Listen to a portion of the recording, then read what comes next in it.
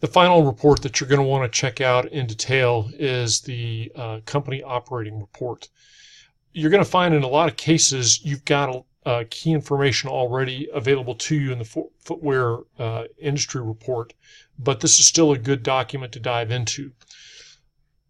The first tab is the facilities and equipment. This is a lot of historical stuff that tells you where you are in terms of percentage of equipment, what your capacity is, what upgrade options you've selected. So nothing in here should be a surprise. These are all positive decisions that you've made. Next is the production of the workforce. This tells you how you operated your plants. You could potentially have some negative surprises on these two charts. So that's something to go back and think about.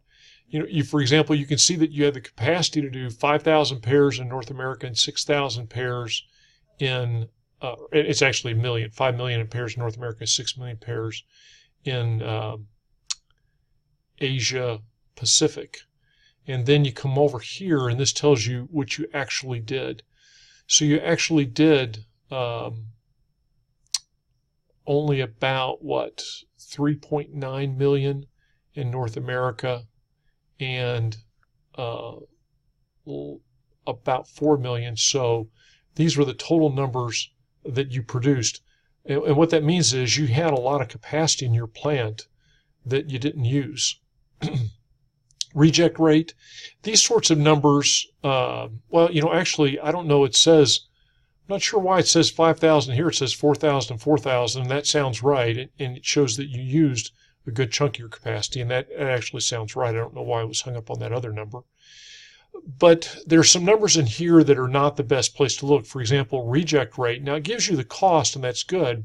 But if you come back to your the footwear industry report, because I'm the administrator, it doesn't have the data here. But when you call up this product, production benchmarks, for example, in the footwear industry report, it will have your numbers printed over here in another column.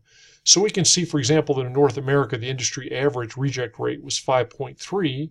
And then I come in here and I can check, and I see that yours was 4.7. So it was a little bit below average, and that's a good thing. But again, there's strategic factors in that, in choices you make that are going to affect your reject rate, maybe higher or lower.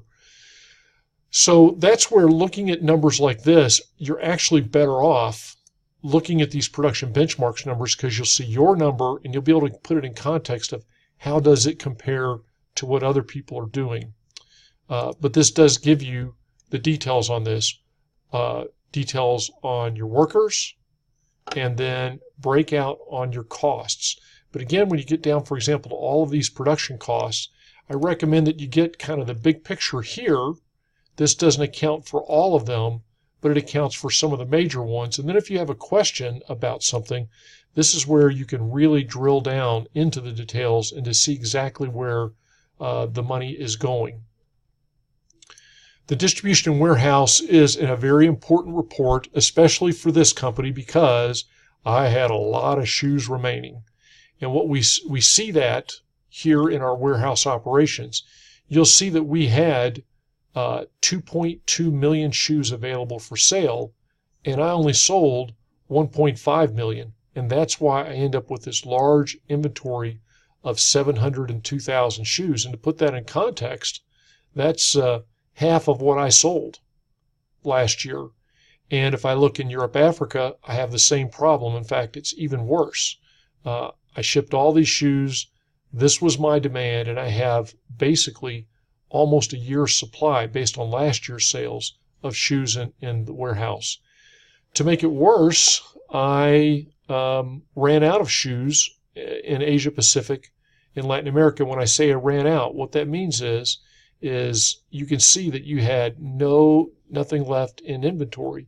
And you can see that I sold more because I had, this was my demand, this was my demand, but I sold more because other companies ran out of shoes. And it's hard to know if I'd had more shoes available whether I could have sold them. But again, a little bit iffy because those are a little bit unearned sales. So this is how you track how you did, And this is how you can spot if you have overhangs of shoes, where those overhangs are. This gets into some of the cost data. Now, this is also where you're going to see exchange rate adjustments, and you can also see the impact of tariffs. This is where you might be able to spot some inefficiencies in how you stocked your warehouses last round. Warehouse expenses, don't think these are necessarily terribly instructive.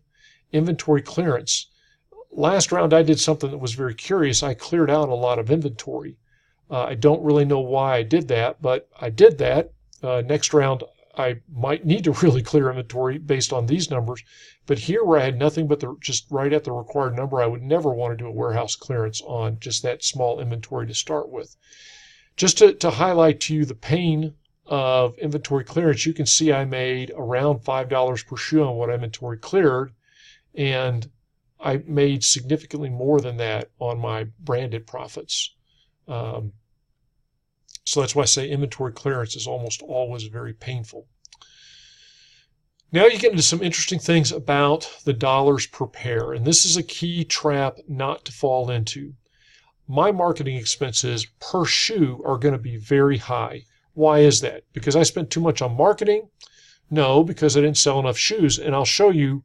So for the total internet marketing, it shows I spent $41, almost $41 in North America. Well, if I come over to the operating benchmarks, we see in North America, marketing expenses, you can see I was the industry high. And not only was I the high, I was the high by a long shot. I dragged up the average. So the tendency is to say, oh, I spent too much on marketing. No, the problem wasn't that I spent too much on marketing necessarily. It was that I sold too few shoes. And so you have to keep in mind that's why the simulation is such a good training ground, because you have to get to the root issue. This will sometimes tell you where the expenses were. Administrative expenses, nice to know. You can't really control things like the salaries. This is where your corporate social responsibility shows up in your expenses. And then this gives you the detailed breakout in private label. What this shows you is, at my bids, private label was not very profitable for me. In fact, in Latin America, it says my margin over direct cost was a nickel. Obviously, I could have solved that by bidding a much higher price. Again, with private label, you don't know because you don't know what other people are going to bid. But this gives you a chance to drill down and to see what's going on in the private label market. Now you get into the income statement. A lot of these, there's not specific news that I can just always point you to a slide. This will show you where you're making money or not, which region, and sometimes it's good to know whether you have an unprofitable region, although frankly that's pretty easy to see when you just come over here to the operating benchmarks. When you compare your profit margins region by region, you're going to know where you're making money and where you're not making money. So again, this gives you a chance to drill down into the cost, but I suspect for the most part, you're not going to see any significant surprises in this chart. Branded market performance, again, if you have any questions about why things are the way they are, this gives you a little bit more detail to drill into. But usually when I come here, I've come here with a specific question because I'm perplexed about something. These are numbers, this is information I probably should have garnered already. And then balance flow, balance sheet and cash flow. This, again, chronicles my decisions. Now, what's interesting about Team F is that they ended up with this cash on the balance sheet. They retired some stock, and let's see, cash outlays. It's going to be, here's stock repurchases. I repurchased $6 million worth of stock, and there's my dividend payment. What's curious is I added stock inflow from a bank loan of $110 million.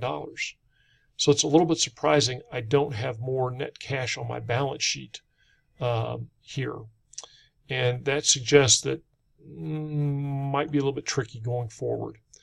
For what it's worth, if I go back to the financial statistics, cash on hand this is very good for the first round. These are all very reasonable numbers.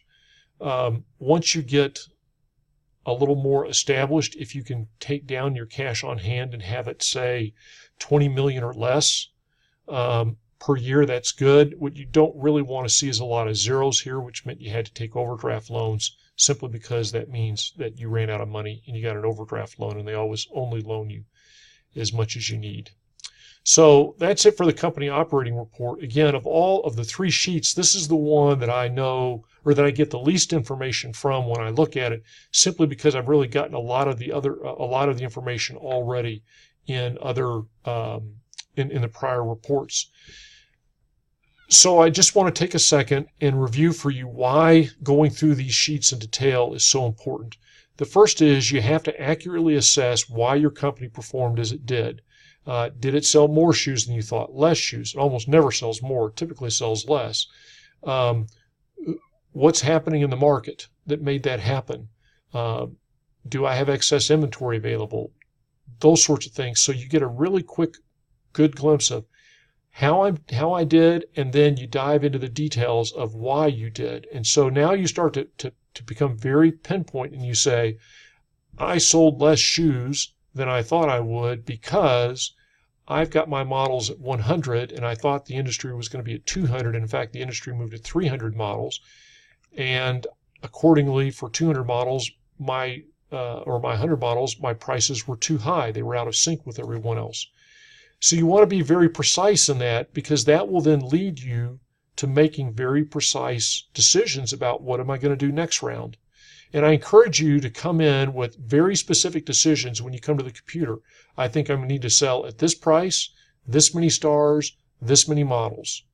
And if you come in with those strategic decisions, and some others like, am I going to offer free shipping or not in the internet? How much money am I going to spend in TQM, which I consider to be a strategic decision? So I come in with those strategic decisions, I implement those strategic decisions, then I go back and I tweak things as necessary. But without going through this process, you're just really shooting in the dark. And to be honest, this is the value of doing the simulation, is you've got this information, now you've got to process it, analyze it, synthesize it, and then apply it, in that you make good decisions for the future. And that's what we're going to spend the entire time talking about with the simulation. Did you make good decisions based on the situation? So enjoy. Remember that practice round 2 is tonight, if you happen to see this video shortly after I post it. The data will reset Saturday night, and then the decisions are due Monday night for real. Congratulations on getting through the practice round.